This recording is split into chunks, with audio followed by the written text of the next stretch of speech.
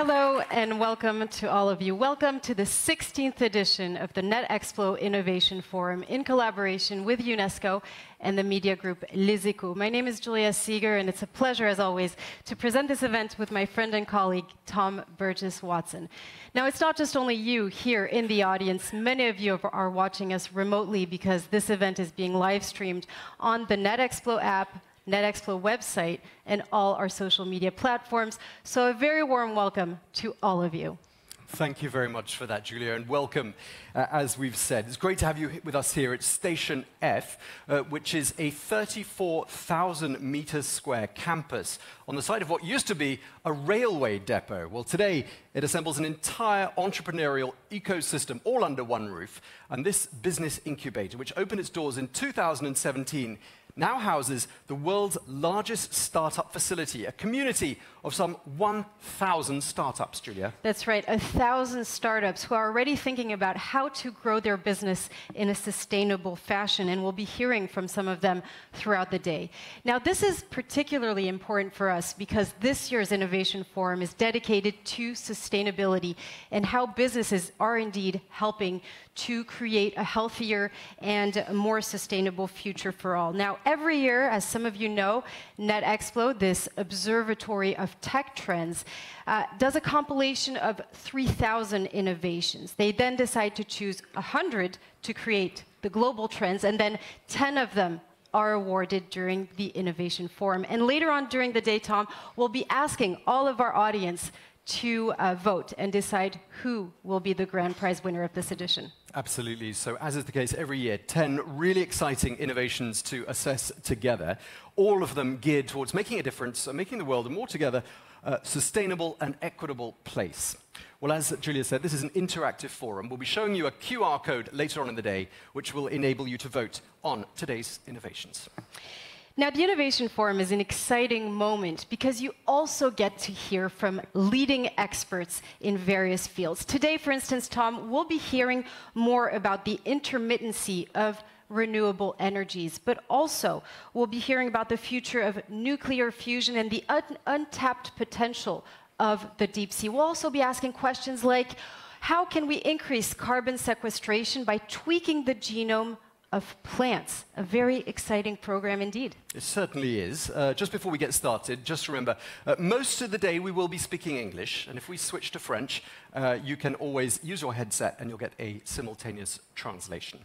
Well, without further ado, we'd like to welcome the co-founder and the CEO of the Netexplo Observatory, Thierry Happe, who is going to be welcoming Christophe Béchu, the Minister for Ecological Transition and Territorial Cohesion of France. Gentlemen, over to you.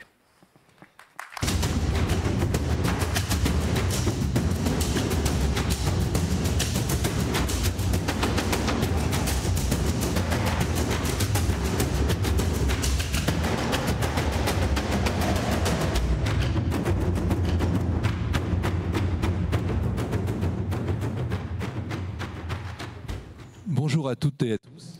Hello, everyone. Hello, Christophe Béchu.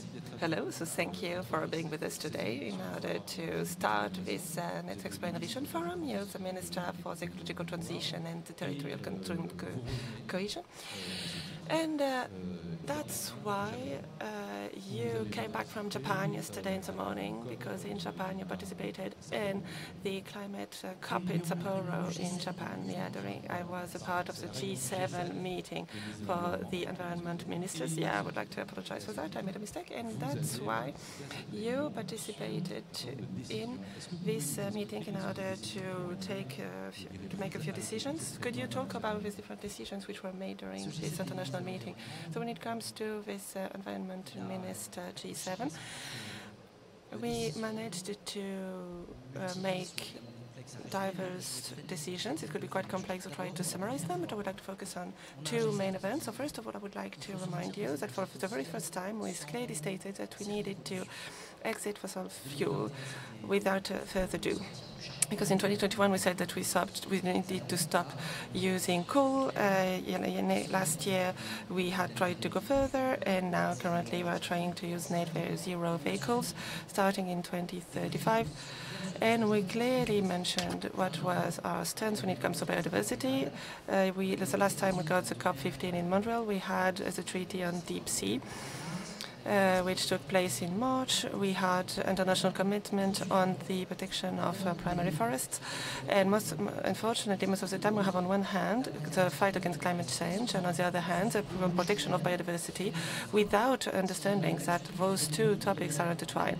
And if we can find an action troubleshooting this issue at the same time, we will shoot ourselves in the foot. We need to have a more resilient system in order to resist climate change. And climate change is also impacting the nature, and we need to work on that as well. So, of course, the G7 is committing on those two fronts, so that's why we are leading. We are heading towards a strong positioning. Second of all, even if people had different points of views between the United States, Japan, and the European countries, people were not necessarily agreeing.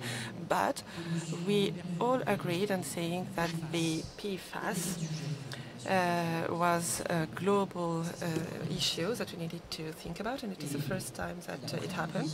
And also there was a clear positioning towards the end of plastic pollution for 2040, which will be the main topic of an international meeting which will take place in a few weeks. But until now, it never happened to see that those G7 countries taking a position against it, because we are more or less dependent on this single-use plastic, depending on when you're on the planet. What is particularly interesting is that for the past few years we noticed that people in the world became more aware of climate change. And we see that with the fires that devoured forests everywhere in the world. Should we talk about California, Asia, Africa, and Southern Europe, in particular in France? And on the January the 30th, you announced that we should consider another scenario than the one which was considered, which is a temperature increase scenario of 2 degrees for 2100, and now we are talking about a temperature increase of 4 degrees by 2100. How is it still possible to act towards this kind of scenario? And since we are at the Netexplo forum, how technologies can play a role in this context in order to fight against the temperature increase? So before I talk about the technologies, but don't worry, I'll talk about it quite quickly as well. I have to tell you that the context is quite simple.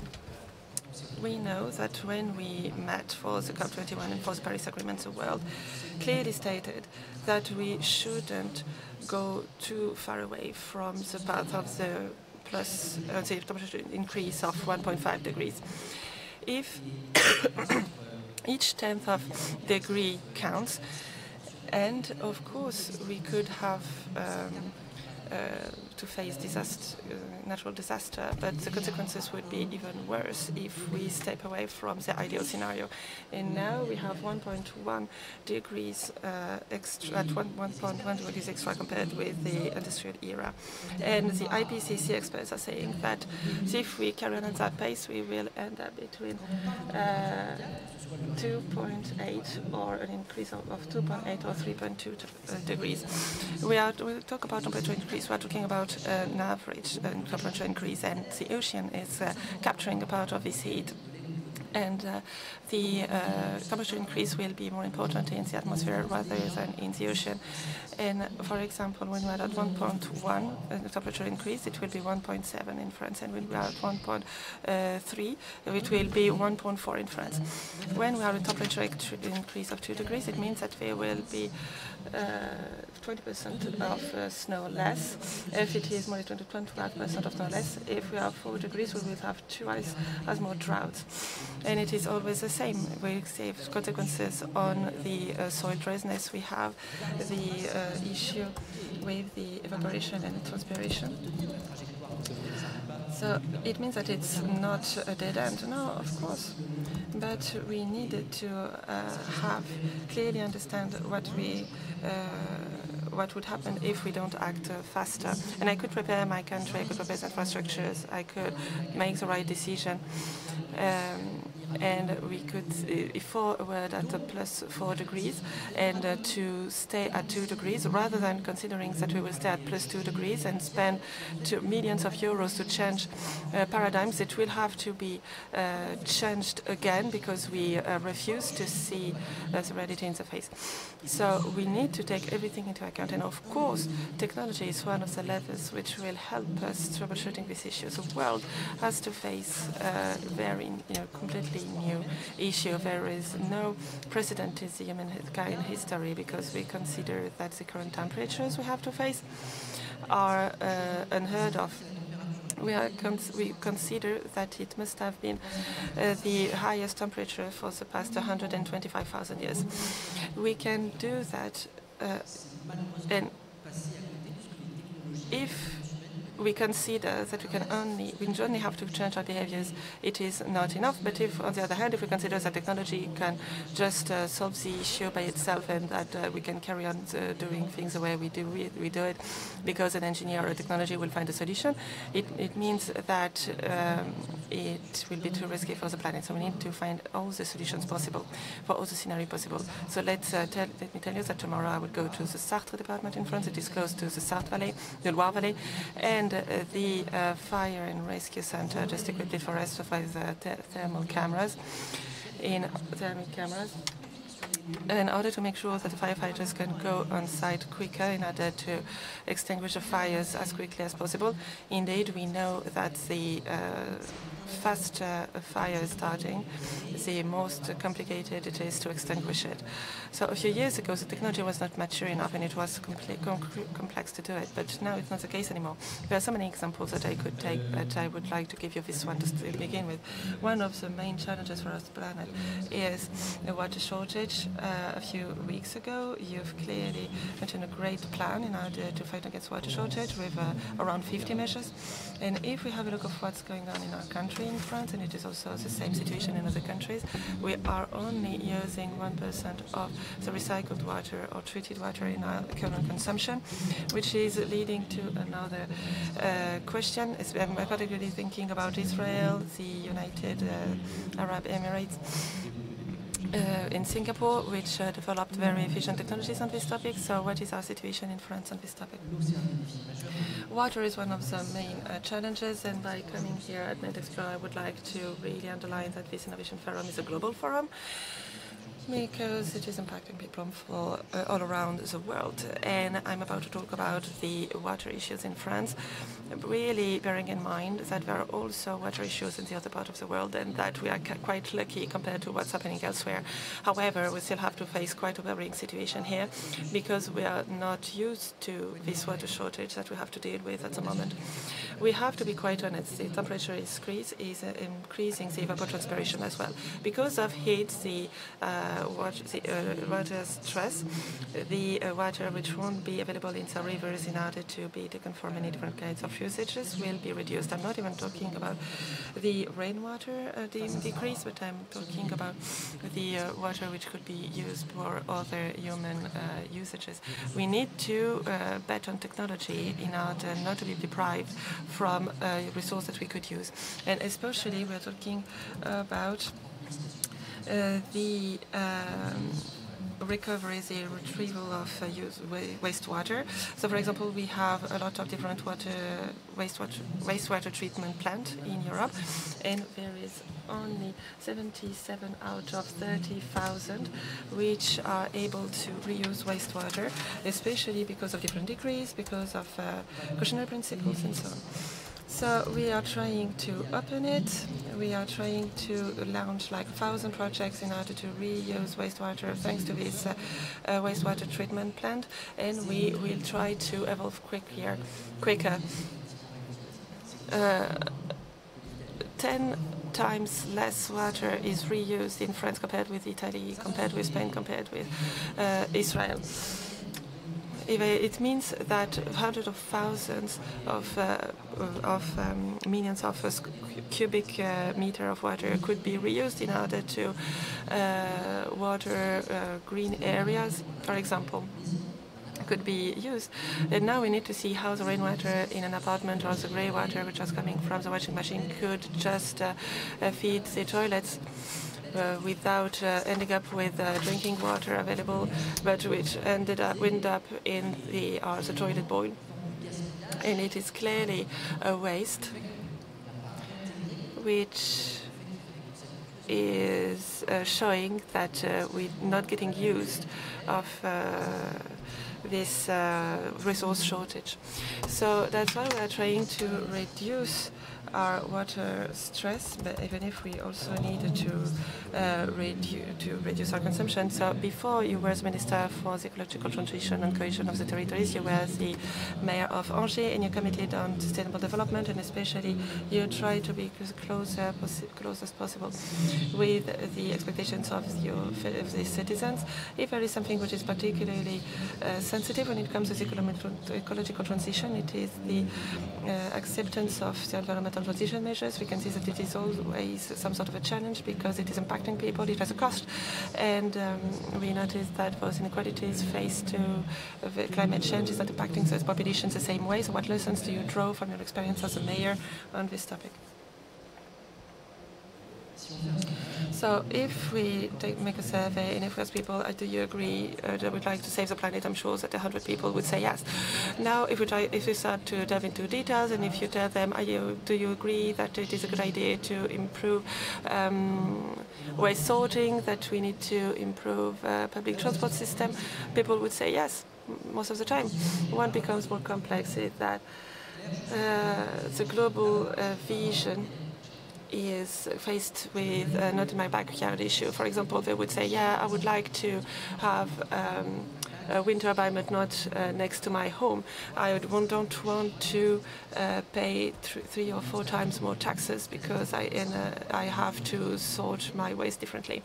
And now we're trying to take measures which could be accepted anonymously. We know that we need to reduce the urban sprawl in our territories, because the more we use concrete, the more we will prevent the use of groundwater table. We end up creating heat islands and not cooling islands, especially during the very hot days. But when you explain to a mayor that he is not able to extend his urban area anymore, he will tell you, or she will tell you, you're preventing people from developing their activities, or measures which are taken against frivolity, and so on. So we know that we need to stop using fossil fuel. But when you start suggesting that since the oil is leading to extra costs, and since it is great to make it more expensive because we need to exit it anyway. We had the Yellow Vest movement in France. You have in the Netherlands and in Belgium people protesting against it. And what we would like to do is 2 different things. So first of all, we know that it is difficult to lead a solidarity-based transition. We know that each time a measure has as a consequence a cost increase, it is impacting even more those who are the most vulnerable when it comes to their salaries. So of course it was impacting the most those who have the least environmental impact because they won't go to Ibiza in a private jet. Of course it's not fair, because part of the ecological transition will be paid by those who didn't participate in it. And it is not sustainable because it means that on one hand you will have the end of the world, and on the other hand you will have the end of the month, and people will try to find a solution for the most urgent issue, which is their pay, and the way they can manage it. So of course you will have people with the lowest salary, which will be against it. But on the other hand, you need to fight this threat for the planet, which is climate change. So the situation is complex, and the topic is crucial. But when you're the Minister for the Ecological Transition, it is in France and in Europe, a part of the population will tell you that you're never doing enough. Especially because you're the continent where we reduce the most our emissions, and we have very spectacular actions, the most violent ones. And on the other hand, you have people telling you that you're doing too much, that what you're doing is a threat towards their way of life, that you are preventing them from being as free as they would like, that it is terrible to prevent them from using diesel vehicle, even though 47,000 people are dying out of pollution because of the pollution in France. And in the world that we're living in this world of social media, it's not necessarily the easiest task to go explain the situation to people. We need to be as pedagogical as we can, and we need to propose concrete measures. And we'd like to insist on those measures, and I would like to take examples which are coming from my experience as a mayor. My city was said to be the most ecological one before the 2020 elections, local elections. And it was annoying for some to see that a mayor, which was not a green one necessarily, could reach this result.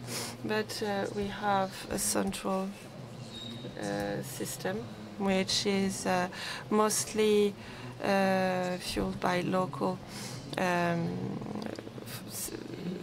staples, because we have contracts with local farmers that we created biomass boilers, because we were replacing the fuel boilers, because now we are just fed by forests which are around the country.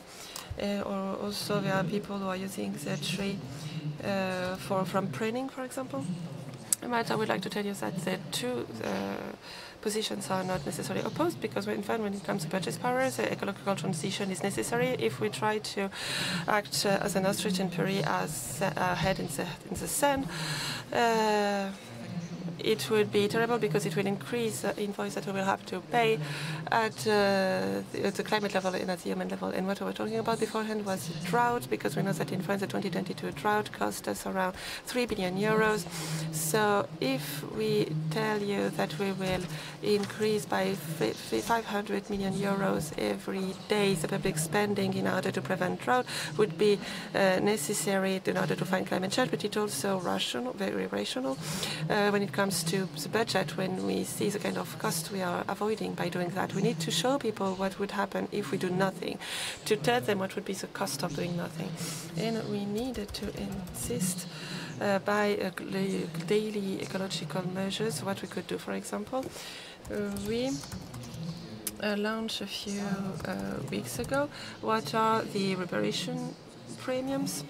And of course, we talk about the building obsolescence, we talk about life cycle, and most of the time we tend to throw out things which could still work. In order to change those behaviors, we decided to put in place incentives going from 10, 15, 40, 50 euros, depending on the kind of electronic system we're talking about. And it is the best way for us to send a specific signal, but also to make sure that the reparation would cost less than buying a new device. And most of the time, if we don't do that, we are incentivizing the possibility to buy fast fashion. It is increasing the waste on a few technologies, for the material for a few technologies, and that we are trying to send right signals in order to do things properly. So most of the time we are talking about taxes. You mentioned the private jets, and until last year the liter of kerosene for a jet cost less than the liter for petrol in a car. So I mean, it was crazy. It is impossible to reward something which is releasing more carbon emissions than petrol. So maybe it is crazy when you think that it has been the same for 30 to 40 years, and that we could have done something beforehand. So we're talking about the companies and the citizens, but the main economic stakeholders have also a role to play when it comes to climate change. What could be this role for the industrial companies? What could they do when it comes to the ecological transition? So when it comes to the industrial companies, their role is crucial, because we should go towards products which are low carbon products. In order to do that, we need to change the processes. It means that we should take into account a part of the decarbonized products, and we need to make sure that the companies are not all stuck in the right place. And we need to make sure that all the consumers have to deal with price for transport which is far too high, and we need to make sure that all the resources and all the money is spread properly. So that's why the government I belong to will present soon law on the green industries in order to make sure that we could, for example, have lithium battery in order to work on the fleet electrification. Because if I make sure that all the material will come from the other part of the globe, the gap between what we can do and the carbon release will not be the same. So maybe to end up, I have a question on a topic we will talk a lot about, we'll talk about a lot today, which is the generative artificial intelligence. As you know, it is one of the main disruptions for the past few months, especially since last November. We had a huge success with ChatGPT. Everybody's talking about it. It has been on all the different newspapers, on all everywhere in the news. So what could be the role of generative AI in biodiversity and the circular economy? In a word, what impact could it have in order to reduce our carbon impact and carbon footprint in order to make sure that we could save the planet? So I've already said it, until a year ago I was a mayor. And one of the last projects I've launched is the project for a smart city. And it was completely heading towards the ecological transition. It costs around 150 million euros invested in 300,000 inhabitants. And we tried to use the technology the best in order to reduce our consumption. We tried to use artificial intelligence in Angers. We have buried containers in order to put our waste in it, and we sort waste there. But we had a truck coming each week, the same day, in order to empty the containers. Some of them have been full for 3 to 4 days with waste around it, and others were still empty. So that's why we decided to put a chip inside a sensor in order to see how full they were, in order to make sure that the garbage truck could go there faster.